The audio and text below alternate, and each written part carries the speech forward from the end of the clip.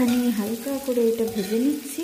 ভেতরে 1 চামচ মিক্সড মশলা দিয়ে দিচ্ছি। মানে খুব তাড়াতাড়ি রান্না করতে হয়, তখন আমি মিক্স মশলাটা ইউজ করি। জিরে গুঁড়ো, হলুদ গুঁড়ো, ধনে গুঁড়ো সব এই মশলাটার ভেতরে রয়েছে। এটা আমি একটু ঢাকা দিয়ে রাখবো। এটা করে হয়ে গেছে, তখন একটু দই দিয়ে দেবো। টোনা মাছের কেন আমি দেবো,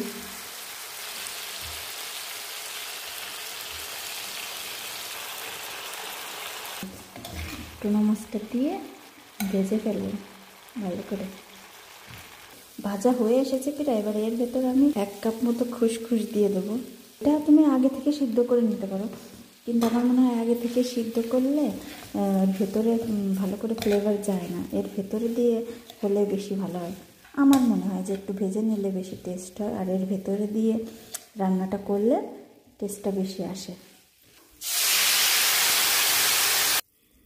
ঢাকা দিয়ে দেবো। যেমনটা ভালো লাগে তোমার সেমনই নামাবে। আমার শুকনো ভালো লাগে, এই জন্য আমি শুকনো করে নামিয়েছি। জল চালে নামাতে পারো। আর নামানোর আগে সঙ্গে একটু ধনেপাতা দিয়ে দিলাম, অনেকটা হয়েছে, এই জন্য আমি সবজি অ্যাড করিনি। সবজি অ্যাড করলে আরও বেশি হয়ে যেত। Just look this final look.